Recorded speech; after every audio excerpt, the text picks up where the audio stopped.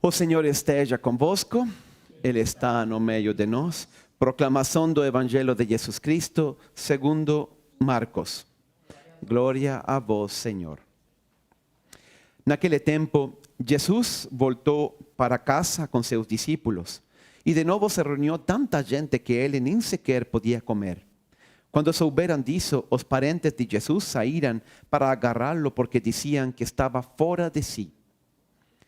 Os mestres da lei, que tinham vindo de Jerusalém, diziam que ele estava possuído por Belzebu e que pelo príncipe dos demônios ele expulsava os demônios. Então Jesus os chamou e falou-lhes em parábolas. Como é que Satanás pode expulsar a Satanás? Se um reino se divide contra si mesmo, ele não poderá manter-se. Se uma família se divide contra si mesma, ela não poderá manter-se. Assim, se Satanás se levanta contra si mesmo e se divide, não poderá sobreviver, mas será destruído. Ninguém pode entrar na casa de um homem forte para roubar seus bens sem antes o amarrar. Só depois poderá saquear sua casa. Em verdade vos digo, tudo será perdoado aos homens, tanto os pecados como qualquer blasfêmia que tiverem dito. Mas quem blasfemar contra o Espírito Santo nunca será perdoado. Será culpado de um pecado eterno. Jesus falou isso porque diziam ele estava possuído por um espírito mau. Nisso chegaram sua mãe e seus irmãos. Eles ficaram do lado de fora e mandaram chamá-lo. Havia uma multidão sentada ao redor dele. Então lhe disseram: tua mãe e teus irmãos estão lá fora à tua procura. Ele respondeu: quem é minha mãe e quem são meus irmãos? E olhando para os que estavam sentados ao seu redor, disse: aqui está minha mãe e meus irmãos. Quem faz a vontade de Deus, esse é meu irmão e minha irmã e minha mãe. Palavra da salvação. Glória a vós, Senhor. Hoje gostaria comentar um tema que se lê entre linhas no Evangelho de hoje. A verdade, são tantas coisas que daria para comentar. Está acontecendo muita coisa. Como dizia ao princípio, nós retomamos agora a vida pública de Jesus. Não? O batismo, limos lá por janeiro. Depois Jesus começou a sua pregação e aí chegou a Quaresma e foi interrompido. Hoje encontramos Jesus em pleno ministério público. Está na Galileia. Ele fala de unos fariseus que tinham vindo de Jerusalém, não? E que o acusavam de estar possuído por um demônio, etc. O que me chama a atenção deste texto e me fez refletir quando estava preparando a homilia era como é que Jesus, que tem uma mensagem de amor e de paz, como é que ele, que era um homem tão virtuoso, tão cheio, tão desinteressado, tão cheio de amor, de bondade, de humildade, ele teve tantos inimigos? É um paradoxo que a vida de Jesus tenha sido assim. Nunca existiu uma pessoa tão boa.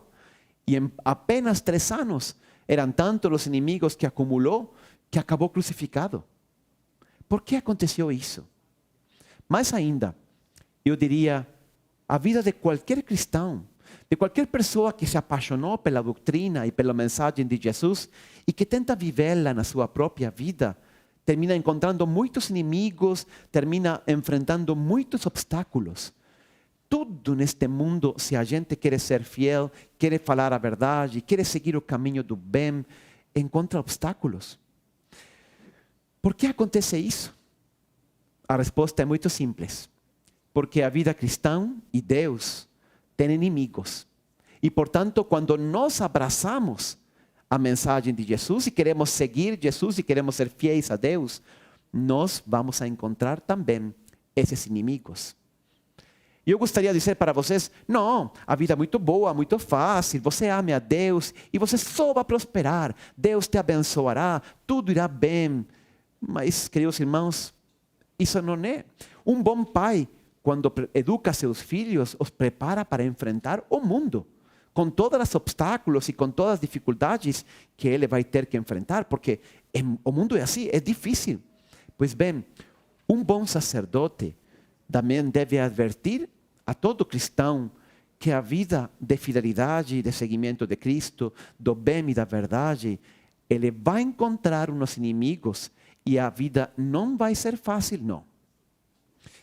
Mas isso é o que nós temos que fazer, enfrentar esses inimigos e vencer.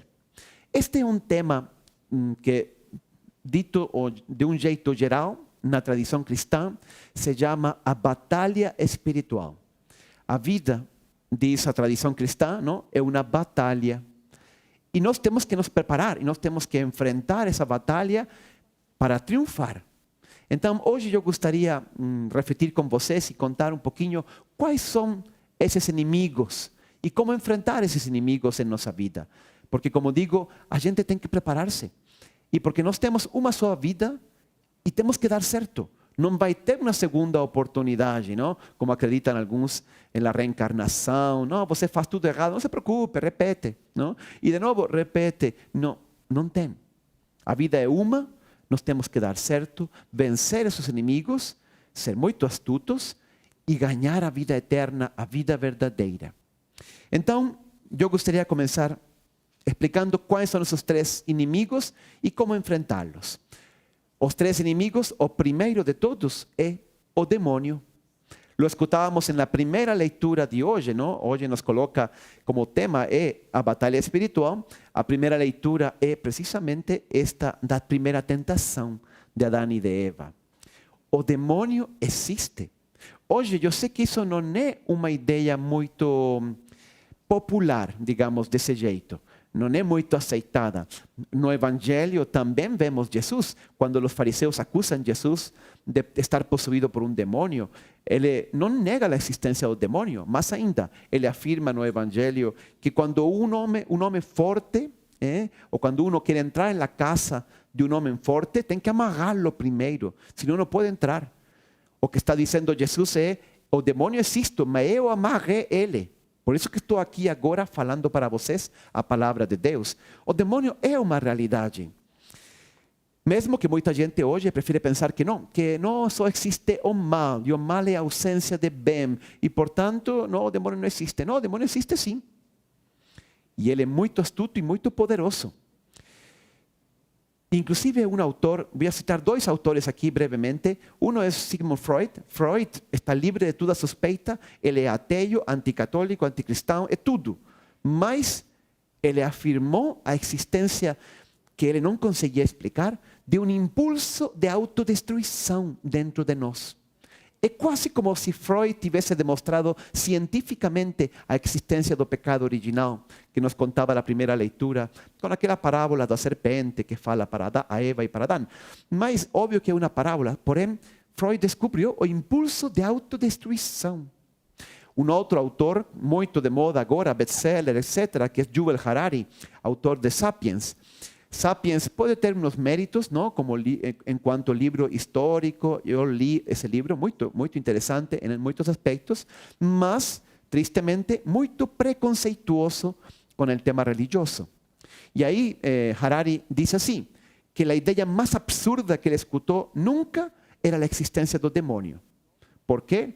Porque ele diz, se existe um Deus que é todo-poderoso, não posso entender como é possível que exista um demônio que vá contra aquele Deus que é todo-poderoso e que Deus não esmaga ele, não simplesmente acaba com ele. É uma boa pergunta. Efectivamente, o que Harari não entendeu é que realmente o demônio existe porque Deus criou tanto os anjos como nós, os seres humanos, com liberdade. E ele permitiu que nós agíssemos inclusive contra ele. E este é o tempo da paciência de Deus. Deus está esperando, mas chegará um momento no qual ele realmente vai a cobrar para nós todo o que nós tivemos feito com essa liberdade. Pois bem, o demônio sim existe. Mas a pergunta que segue é a seguinte: por que o demônio tem tanto problema conosco? Por que ele se dedica toda a vida a destruir a nossa? Por que ele não vive em paz e nós vivimos a nossa também em paz? O que nós fizemos contra ele? Siga no meu razonamento. É muito simples. O demônio se rebelou contra Deus. A quem odeia o demônio é a Deus. Mas ele não pode fazer mal a Deus, porque Deus é todo-poderoso. Ele não pode fazer nada contra Deus. Então, como ele vê que Deus nos ama, que nós somos suas criaturas favoritas, que Ele criou um plano maravilhoso para nós, aí o demônio vem para perder esse plano maravilhoso de nós em nossas vidas. Ele quer afastar-nos a nós de Deus, porque isso faz sofrer a Deus. E isso é verdade. Deus sofre quando um ser humano se afasta dele, rejeita Ele. E o demônio faz isso só por ódio a Deus. Em conclusão, nós somos o campo de batalha entre Deus e o demônio. Que coisas, não? Mas é assim. E qual é o meio qual o demônio atua em nossa vida? Se chama a tentação. Este é o jeito preferido dele. E deixa eu falar algumas coisas sobre a tentação. Primeiro, a tentação, o lugar da tentação, o lugar do campo de batalha da tentação, é aqui dentro. É a nossa mente. Não é o bairro X, o bairro do pecado. Não é a internet. Não é aquele programa de televisão. Não. O campo de batalha é a nossa mente. É aí que Ele nos insinua a tentação. E Ele nos leva e nos arrastra. É como uma semente que Ele vai preparando até que dá o fruto. Não? Paulo dirá que o fruto é a morte. Não? Mas a batalha da tentação é só na mente. Ele não pode fazer nada conosco. O demônio não pode nem tocar-nos. Só fala em nossa mente e em nossa inteligência. Então, aí é onde nós temos que estar fortes e preparados. Em segundo lugar, o demônio sempre te oferece, te apresenta um benefício imediato. Olha, faça isso e você vai sentir muito bom, vai ser muito prazenteiro, etc. Mas sabemos que se bem ele oferece sempre um benefício imediato, a longo prazo o pecado sempre nos destrói. O demônio não quer que nós pensemos a longo prazo. Isto é bom para mim a longo prazo. Não, não, não. É agora. Pense só agora. Curta agora. Porque essa é a tentação que Ele nos coloca e a armadilha que Ele nos coloca. Terceiro, todo mundo é pecado, todo mundo é tentado. Não tem ninguém que se livre da tentação. Olha o que diz a carta aos Hebreus. Aí diz assim: nós não temos um sumo sacerdote que não possa compadecer-se de nossas fraquezas, porém como nós, que em tudo foi tentado, menos no pecado, mas sem pecado. Se refere a Jesus, claro está. Ele foi tentado igual que nós. Nós sabemos as tentações aí no deserto, também as tentações no jardim de Getsemane, enfim. Ele foi tentado, mas ele nunca pecou. E isso me leva a outra ideia sobre a tentação muito importante. Ser tentado é normal, mas ser tentado não é sinônimo de pecar. Eu muitas vezes encontro pessoas que estão muito angustiadas, muito nervosas, porque estou experimentando tentação. E inclusive quando eu estava em missa, padre, me veio um pensamento. Lógico, se esse é o pensamento que o demônio coloca em tua mente, imagina como ele será porco realmente. Mas esse é ele. Sentir a tentação não é o mesmo que consentir. Eu simplesmente afasto isso de minha mente. Aqui está a batalha. Não consinta e você não peca. Mas você vai ser tentado sim. Essa é uma prova. O demônio está livre. E você tem sua liberdade. E você tem que escolher a Deus ou ao demônio. E ele sempre está tentando e buscando destruir. Quanto mais nós duvidamos, quanto mais nervosos nos colocamos, ele age com mais força, com mais agressividade. Ele sempre age na escuridão, escondido. Então, o que nós temos que fazer é abrir nossas tentações, nossos problemas, com um confessor, por exemplo, com um diretor espiritual, com um conselheiro bom. Colocar as coisas, colocar o demônio à luz, isso sempre nos ajuda. Jesus mesmo dizia em João 3, todo aquele que pratica o mal odeia a luz e não se aproxima da luz, temendo que suas obras sejam expostas. Exatamente, quando nós estamos com uma tentação, o que tem que fazer é colocar isso na confissão, falar disso, buscar ajuda, e o demônio sai correndo imediatamente. Então, como vencer as tentações? Temos que ser firmes. O próprio apóstolo Tiago dizia isso na sua carta. Sujeitai-vos, dizia ele, sujeitai-vos a Deus, resisti ao diabo, que ele fugirá de vós. Se você é firme, se você se abraça de Deus, olha, o demônio não pode fazer nada contra você.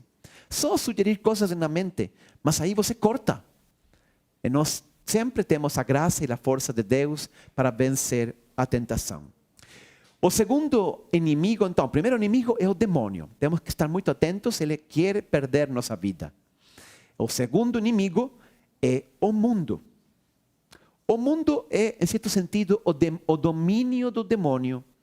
Ele já tenta tanta gente por tantos anos que o mundo está, em certo sentido, dominado, cheio da mentalidade do demônio, dos princípios do demônio. Então, a gente tem que ter cuidado. Eu não estou falando que o mundo é ruim, é mau. Não, o mundo é muito bonito. Mas a gente tem que estar atento. Tem muitas coisas lá fora que não são de Deus. Muitas vezes, nós vemos isso, no Evangelho, não? E também nas cartas de João. Por um lado, vemos que Jesus fala, tanto amou Deus ao mundo que entregou seu Filho. Ou seja, Deus ama o mundo. Mas João, o apóstolo, diz, todo aquele que ama o mundo não é de Deus. Então, por que está essa coisa? O mundo é bom ou o mundo é ruim? Não, o mundo depende como você lo interprete. Quando Deus fala, Deus amou tanto ao mundo, se refere a nós, os seres humanos. Quando João fala que o mundo é ruim, o mundo é do demônio, está falando que os critérios do mundo são os critérios que o demônio vende. E quais são esses critérios? Quais são esses princípios? São vários, eu poderia aqui enumerar muitos, mas vou nombrar alguns importantes. O primeiro, o hedonismo. Hedonismo é um grande inimigo do mundo hoje, é um grande critério, é um princípio do mundo. O que faz um hedonista para tomar uma decisão? Ele diz assim, depende o que eu sinto. Se eu sinto vontade, se sinto bem, se é prazeroso, então eu faço, se não, não. O hedonista só busca prazer, só busca comodidade. Isso existe. Em segundo lugar, o materialismo. O que diz o materialista? Depende como me vejo. Se eu me vejo mais chique, então eu quero. O materialista sempre quer adquirir coisas porque para ele é mais importante ter que ser. Ele se define o que é pelo que tem. E isto também é uma coisa do mundo e é muito perigosa, porque obviamente aí nós ficamos buscando sempre mais e mais coisas materiais e isso nos afasta de Deus. Por isso que o mundo é um inimigo. O hedonismo igual, se eu busco só prazer, isso me afasta de Deus. Em terceiro lugar, está o individualismo. O que diz o individualismo? A frase dele, depende se me convém. Me convém a mim, não importa nos outros. Se me convém a mim, então eu faço, se não, não. Óbvio, isso também é um egoísmo muito grande. A pessoa completamente centrada unicamente em seus próprios interesses. Um outro princípio do mundo, o minimalismo. O que significa minimalismo? Qual é o mínimo esforço, diz o minimalista, qual é o mínimo esforço que eu devo fazer para poder passar esse exame? Não? O mínimo estudar para poder passar, a mínima nota para poder passar, o mínimo esforço para não ser demitido da empresa, o mínimo esforço para que minha esposa não me jogue fora da casa, o mínimo esforço para tudo. Então, agora pensa comigo, o que seria de uma igreja, de uma empresa, de uma paróquia, de uma família regida por esses princípios, cada um buscando seu interesse, cada um buscando apenas o prazer, cada um buscando fazer o menos possível. Então, lógico que não consegue sobreviver, termina destruindo-se. É o que está falando aqui, Jesus mesmo dizia no evangelho que lemos hoje, não? Se está dividida uma família, ela não pode resistir, se acaba. E estes critérios do mundo, estes princípios do mundo, são os que regem e que tristemente influem fortemente sobre nós. E o terceiro inimigo, então, primeiro falamos do demônio, em segundo falamos do mundo, que temos que estar muito atentos à filosofia do mundo, todo hedonismo, materialismo, etc. E mais um inimigo, e eu diria o mais perigoso de todos, nós mesmos. Nós mesmos somos o terceiro inimigo do qual nós temos que estar muito atentos. Também Jesus fala disso hoje. Ele fala que tudo será perdoado aos homens, exceto uma coisa: o pecado contra o Espírito Santo. O que significa isso do pecado contra o Espírito Santo? Significa que eu escuto a voz de Deus, que é através do Espírito Santo que fala em minha consciência. Eu escuto a voz de Deus, mas eu não escuto, não quero saber, não sigo. Eu me alio com o mundo, eu me alio com o demônio. Lógico, então, por que não pode ser perdoado? Porque sou eu que estou rejeitando a voz de Deus. Eu escuto em meu coração a voz do demônio, a voz do mundo, a voz de Deus. Os três estão falando aí. Eu faço uma escolha. Se eu me alio contra o Espírito Santo que está falando em minha consciência, como vou me converter? Eu só me afasto de Deus. O mundo e o demônio não podem fazer nada contra nós se nós estamos do lado de Deus. Mas se nós nos aliamos com Ele, o que vamos fazer? O que pode fazer Deus? Ele não vai violentar nossa liberdade. Por isso, nós mesmos somos nosso pior inimigo. E nós temos que estar muito atentos contra as armadilhas que nós mesmos nos colocamos. Eu diria, aqui olha um texto aqui que coloquei de Tiago, do apóstolo Tiago. Ele diz assim: de onde vêm as batalhas e os desentendimentos que há entre vós? De onde senão das paixões que guerreiam dentro de vós? Esse é o problema. Aqui dentro de nós, sabe por que nós temos essa divisão interna? Porque dentro de nós coexistem duas naturezas. Uma natureza, a natureza de Deus. Está, digamos, o fogo do amor de Deus está em nosso coração. Por isso nós queremos amar e queremos fazer o bem, mas também está o pecado original. E aí nós muitas vezes somos egoístas, somos hedonistas, somos materialistas e tudo isso que já falamos. Então, essa guerra entre as duas naturezas, nós escutávamos a São Paulo na segunda leitura, dizendo que o homem exterior vai acabando-se, mas o homem interior se renova. Dois homens. Paulo fala muito dessas duas naturezas, como de homem exterior versus homem interior, homem novo versus homem velho. São duas naturezas que coexistem dentro de nós. Mas o mais perigoso de nós mesmos é deixar-nos cair nas armadilhas, que eu diria são sete armas de destruição em massa. Vou corrigir. 7 armas de autodestruição em massa. Quais são essas? Olha, primeiro, a culpa. Você não pode ser feliz e sentir remordimento ao mesmo tempo.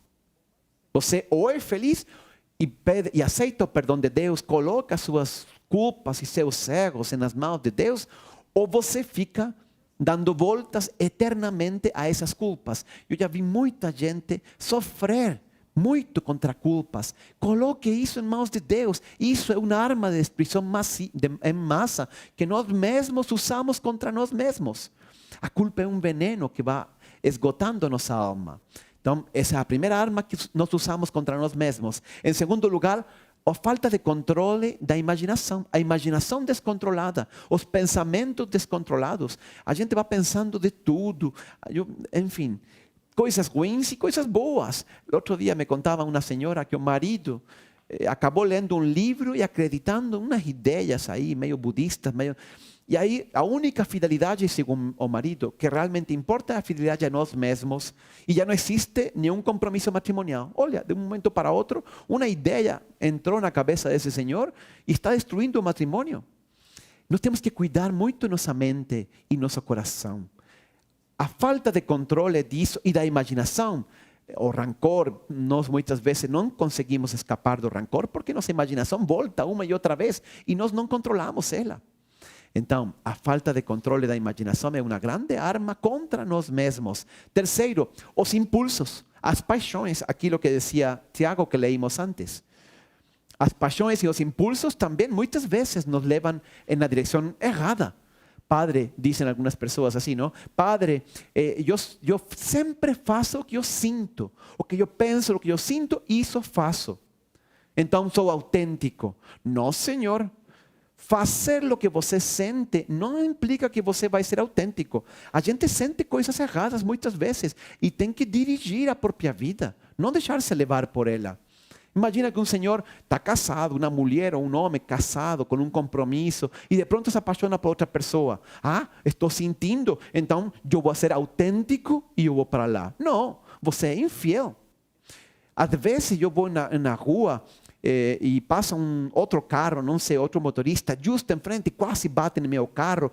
E não só quase bate, sino que aí ele baixa a janela e me grita coisas, estou inventando, não? Me grita algo e feio, e levanta um dedo, não digo qual. Imagina, o que eu sinto? Eu tenho vontade de pegar uma granada e jogá-la para ele. Mas isso não me faz uma pessoa autêntica, isso me faz um terrorista. Então, não tudo o que eu sinto, eu devo seguir. Muito cuidado. Os impulsos e as paixões muitas vezes nos destruem e nos afastam de Deus. A gente tem que filtrar. Em quarto lugar, o medo. O medo também nos afasta de Deus. Olha, muitas vezes Deus quer que você dê um passo importante na sua vida, confiando nele, vá. E a gente não dá. Por quê? Porque temos medo. Medo de sair de nossa zona de conforto. Medo de, enfim, de ir ao desconhecido. Quando Jesus apareceu para os apóstolos, o que foi o que ele mais repetiu para os apóstolos quando apareceu depois da ressurreição? Não foi: apóstolos, discípulos, não pequem, cuidado com o pecado. Não, ele falou: não tenhais medo. Porque ele sabia que o medo seria a coisa que mais poderia estragar o maravilhoso projeto da igreja que estava nascendo. Eles precisavam ter muita coragem para sair, para pregar. Aí estaria Jesus, através do Espírito Santo, impulsionando sua obra. Mas os apóstolos precisavam de coragem. O medo, muitas vezes, faz que nossa vida fique aí em um cantinho. E eu nunca chego a realizar o que Deus quer na minha vida, porque nunca tive a coragem de sair da minha comodidade, de sair de minhas inseguranças, de meus medos. A amargura, a sexta arma de destruição em massa que nós usamos contra nós. Não porque nós somos fiéis a Deus, não porque nós somos pessoas boas, nós temos garantia de que não vai acontecer nada mal. Vai acontecer, pode acontecer. Você pode ter uma doença, é que você vai ter que enfrentar a vida igual que todas as pessoas. E a vida não é justa. E então, quando eu sofro algum problema, alguma derrota, algum fracasso, alguma doença, eu vou ficar aí também em um canto, apenas fazendo-me vítima e com meu coração cheio de amargura. Por que me aconteceu isto a mim? Que injusto Deus isto permitir na minha vida. Não, a amargura também anula as pessoas. Elas poderiam ir para frente, elas poderiam superar, desenvolver uma verdadeira resiliência, mas não, aí ficam. Apenas lamento suas feridas. Não. Amargura, cuidado, é outra arma que nós usamos contra nós mesmos. E a última é a insegurança. A insegurança também nos afasta muito de Deus. As pessoas que são inseguras tentam ocultar essa insegurança. E que fazem? Fazem coisas estúpidas. Você já não viu a pessoa tentando aparentar que ele é muito seguro, mas no fundo ele mostra uma grande insegurança. E faz coisas bobas, não? Às vezes a insegurança leva a outros a ser autoritários, a ser violentos. Por quê? Porque tem medo de mostrar a sua vulnerabilidade. A insegurança também é um grande inimigo. Outro, o desânimo. Olha, quando o desânimo entra em nossa vida, destrui qualquer coisa. O desânimo entra no matrimônio, pronto, destrui o matrimônio. O desânimo entra na sua carreira, destrui a carreira. O desânimo entra na sua empresa, destrui a empresa. Qualquer coisa que é tomado pelo desânimo, então se esgotam as forças para lutar, para seguir em frente. Então, esses são os 7 inimigos que nós temos que cuidar para não deixar-nos arrastrar por eles. Os 7 armas, de autodestruição que nós temos que vigiar dentro de nós mesmos. Volto a repetir, os 3 grandes inimigos são o demônio, o mundo e muitas vezes nós mesmos que reagimos da forma errada frente às circunstâncias da vida. O que temos que fazer? Jesus falou aqui no Evangelho de um jeito muito simples. Ele dizia: fazer a vontade do Pai. Quem é minha mãe? Quem são meus irmãos? Aqueles que fazem a vontade de meu Pai. E Maria sempre fez isso. E esse é o segredo. Nós temos que fazer precisamente isso. Paulo, falando disto, tem um texto muito bonito, um clássico, no capítulo 6 da carta aos Efésios, que ele diz assim: ele mostra a vida cristã como uma batalha, como uma guerra que você tem que enfrentar com muita coragem. Vou ler o que diz São Paulo. Revestivos, diz ele, de toda a armadura de Deus, para poderes ficar firmes contra as ciladas do diabo. Vesti toda a armadura de Deus, a fim de que possais resistir firmemente no dia mau, e havendo batalhado até o final, permanecereis inabaláveis, sem retroceder. E aí, São Paulo começa a nomear as armas que nós temos que usar. Vou passar muito rápido por cima delas, mas vocês podem ver depois, no capítulo 6 de los Efésios, a partir do versículo 11. Diz assim: estáis, portanto, firmes, trazendo em volta a cintura da verdade, o cinto da verdade, ou seja, ser verdadeiros buscadores da verdade. E agrega a couraça da justiça, ou seja, fazer o bem, fazer sempre o que é justo, o que é correto. Calçando os vossos pés com a proteção do evangelho da paz. Não existe um caminho para alcançar a paz em nossa vida. A paz é o caminho. A gente não pode ir por o lado da violência, por o lado da vingança, do rancor. A paz é o caminho. Embraçando, diz São Paulo, sempre o escudo da fé, como o qual podereis apagar todas as setas inflamadas do maligno. Por que a fé é um escudo? Porque contra todas as tentações de desânimo, de amargura, de tudo o que falamos, eu coloco a minha confiança em Deus. A fé nos permite colocar nosso coração em Deus.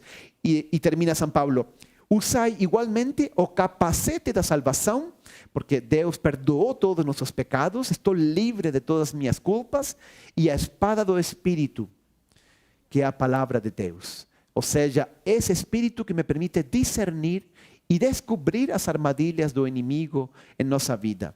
Eu acho que não tem um jeito melhor que acabar esta homilia, precisamente com as palavras de Paulo. Ele diz assim: com efeito, o volume insignificante de uma tribulação momentânea acarreta para nós uma glória eterna e incomensurável. Paulo diz: olha, eu estou disposto a qualquer coisa, qualquer sofrimento, porque depois eu vou ganhar, como ele diz, um prêmio, uma glória eterna e incomensurável. Isso acontece porque voltamos nossos olhos às coisas invisíveis, ou seja, aos prêmios dos céus, não às coisas visíveis. Queridos irmãos, insisto, eu gostaria de dizer para vocês que a vida é muito bonita, que você ame a Deus, vá para frente e tudo vai dar certo, mas não. Se você quer ser fiel a Deus, você vai encontrar esses inimigos. Prepare-se, vista a couraça, o escudo, o capacete, a espada, como diz São Paulo, do evangelho, da paz, do amor, da justiça. E você vai poder cumprir sempre a vontade de Deus, e por um pouco de dificuldade e de sofrimento aqui, vai receber um grande prêmio lá no reino dos céus. Que assim seja. Vamos agora.